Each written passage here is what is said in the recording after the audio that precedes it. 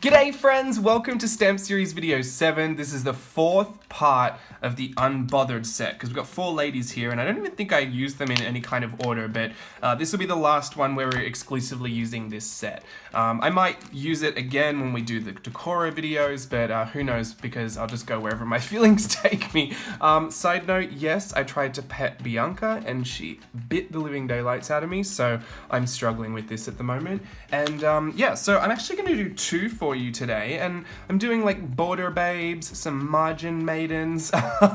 Basically the principle is so super simple, and you'll get it when I show you all the examples as well, some other ways that you might like to do it. But I'm just showing you that a lot of people say that they struggle doing bodies, and sometimes you just don't need them. Sometimes it just looks completely fine without a body. So I'm going to show you how to avoid having to draw a body at all by simply stamping off the edge of the page.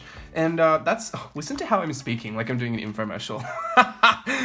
Look, I'm going to do one on this side and it's going to be very festive, and then one on this side that's going to be very floral. So I've actually got a Tim Holtz stencil that I'm going to be using today as well. So if you've got a floral stencil, you might want to pull that out if you feel like following along. If not, if you just want to use the ideas, the tips, the tricks, the techniques, you're more than welcome to do that as well.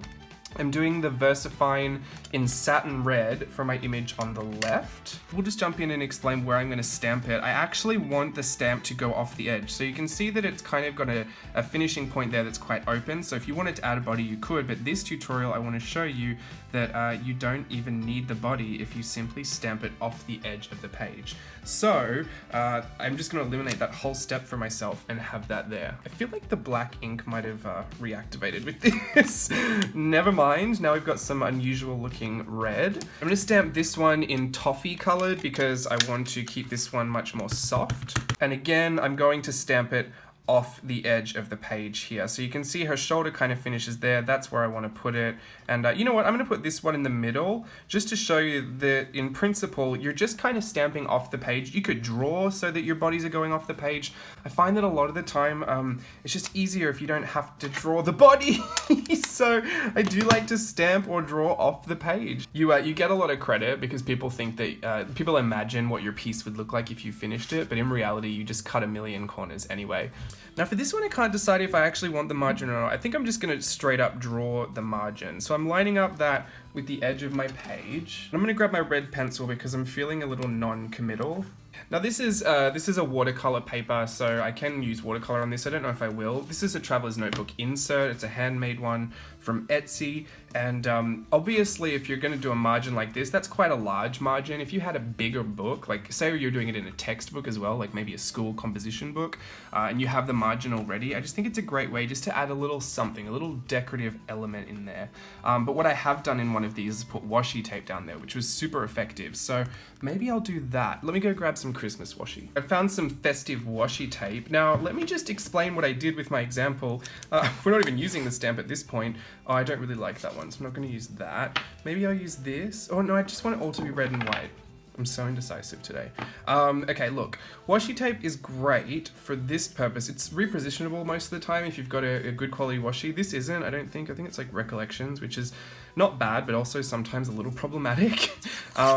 So what I love about washi tape is that for the most part, they're kind of transparent. And so you can see through them even if you tape it over the top of your stamp, which is really great when you want to do like this little cutout technique that I'm going to show you. So I'm going to put that one there. I think I'm going to put the no peeking one next to it. I'm going to put that one right there. Let's just put that there. All right, so now I've made like a washi tape margin. I don't want to cut off the excess yet because I've got another step that I want to do. I've got a little, what do you call these? A box cutter thing? Oh, X-Acto knife. Now you can see through, I don't know if it's picking up on camera very well, but for the most part you can see where your stamp is. I actually just want to lightly trace around the edge with my X-Acto knife, and then I'm going to peel up the parts that I want to reveal. So I'm kind of just, I know some people would maybe put the tape down and then stamp over the top, or use a mask, or do it some kind of other way, but I find that it doesn't really matter with the X-Acto knife if you're using kind of a thicker watercolor paper, because it's, I mean, the cut line might be there, but that's where you're ripping up the tape, so your eyes don't really notice it. And you can see, now I'm going to reveal my stamp. Why do I sound like I'm doing an infomercial today? So there we've just revealed our stamp. Now, if you're a kid, please go and get some help with this step, or just skip it all together and do the next example I show you, because those X-Acto knives can be very, very painful when you chop a finger off. So please, please, please seek some help if you need it. I'm just going to trim off the edge because I don't want it. Okay, this is so super quick and simple, but you can already see that page has got a really interesting element going on there. It's also another great way to incorporate your washi into your spreads, because I know we're all hoarding it, especially around this time of year. We're all looking for excuses to get more washi under the Christmas tree. So I think it's fantastic for that. Now this is watercolor paper, so I'm not super worried about bleed through with my alcohol markers. I just want to color her in a little bit. I'm sticking with red and white because she's going to be like my little candy cane. And stripes, fun. Just going to get a red pen and put some more little bits and pieces in, just kind of going over the areas of the stamp that I find interesting. I don't like to pick up all the accents. Sometimes I'll just go over the parts that I want to accentuate, like I want to give her bigger brows, thicker brows, or sometimes if I just want her to have a nice lip color, I'll leave that little part. See how she's got like two little teeth sticking out there? She's kind of doing the Thursday. I want to just leave that little part white so you can see her little teeth peeking out. I know that sounds awful, like that sounds really weird to see her teeth, but I really like that.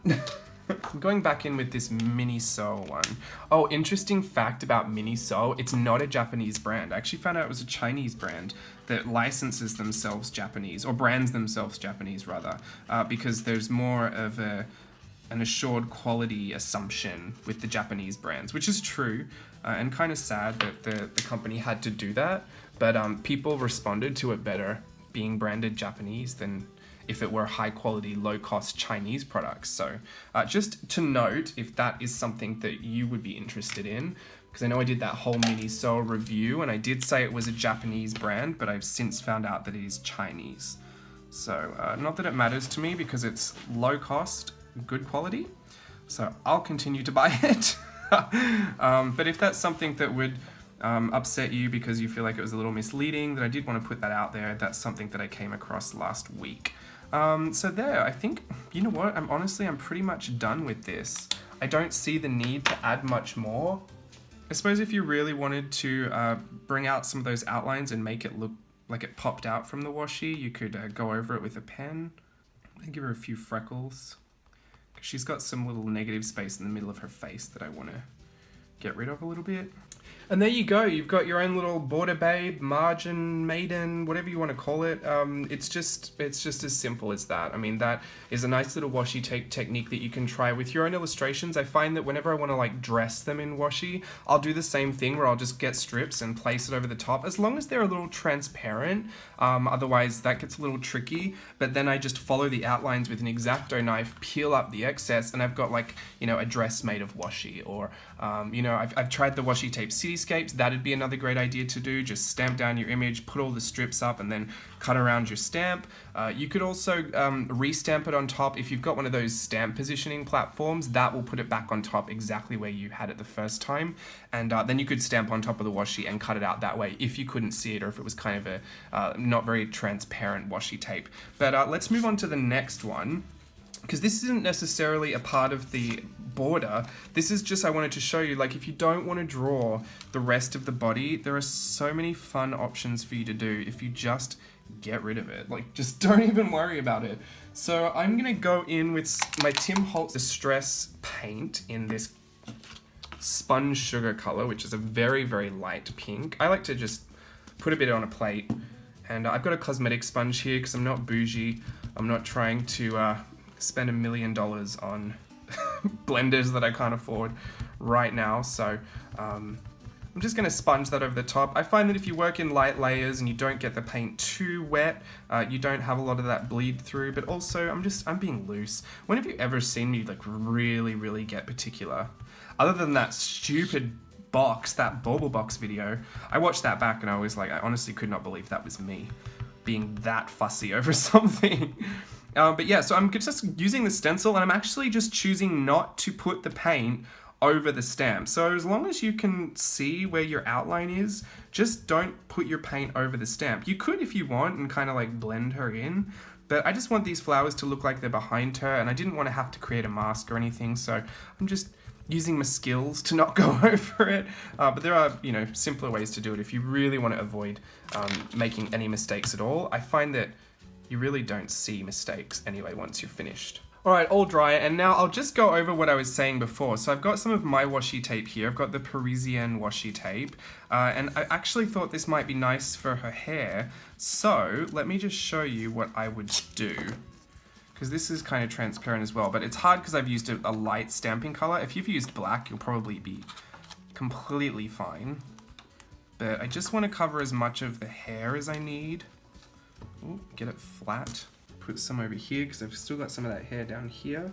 If I line it up well, then I don't have to cut it off her face either, so that'll be good. It's a little bit fiddly, but I feel like the effect can be quite interesting, and it saves you having to put all that detail in with your pens and your media. Just cuts out a lot of steps, and that speaks to me. Some of the washi we have can be so beautiful, and it's you kind of just think, well, what am I supposed to do? Tape in tip-ins and call it a day? You can actually incorporate it into your work, and I don't know if a lot of people know that. It's just as simple as grabbing an X-Acto knife, having a little bit of patience, because it can kind of take a bit to get confident with it, and obviously a lot of patience required when you've got such a sharp blade. The old one I was using was so dull and the blade would fall off all the time, so that was pretty safe. But this new one is kind of very, very sharp. Thanks, Hobby Lobby. All right, so that washi tape is a little bit less pink than I thought it would be. I wonder if I can't... I know I've tried this before, where you can actually use alcohol marker and go over the washi tape, and it will dry on there. So I might just tint the tape pink. And that will make me feel like it blends in a bit better.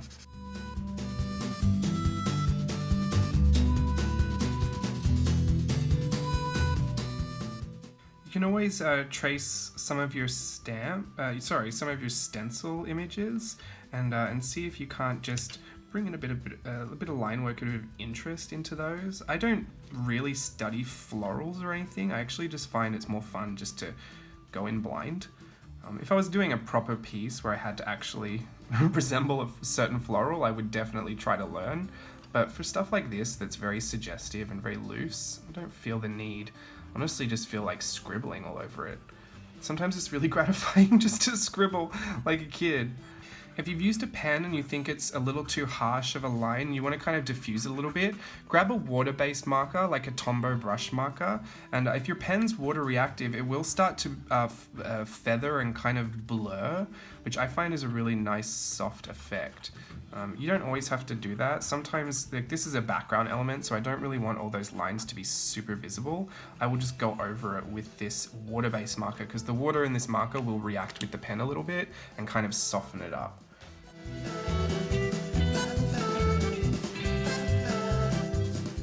You can see here I'm taking a white pencil and I'm really pushing in hard to kind of burnish some of those pencil marks, and I just wanted to show you that it really is as simple as just pushing hard with a lighter pencil. If you've got a colorless blender, you can do it with that too.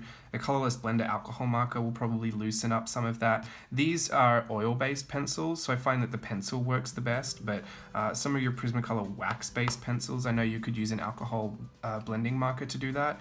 I don't feel like it's necessary, but you know, just in case you did want to smooth out some of that pencil texture, you just have to burnish it in. So that's it. That's basically the two little examples I have in showing you that you really don't need the body to create something interesting. You can just stamp off the page, draw off the page. This works totally fine with drawings as well. I've got little examples here, like see, she could just be off in the corner too. You don't need the stamps. You could just use collage sheet elements, digi stamps, your own drawings, anything that you want. Let me grab some of the examples and we'll have a chat. Okay, one of the first examples I did was when I was first playing with the stamp sets, and I've stamped this one down in the corner here, another Unbothered stamp. I've used the Decora antlers and just made her like a little Christmas antlery kind of thing going off in the corner here. So just some fun little Christmas type if you want to get into the season, you want to get into the mood.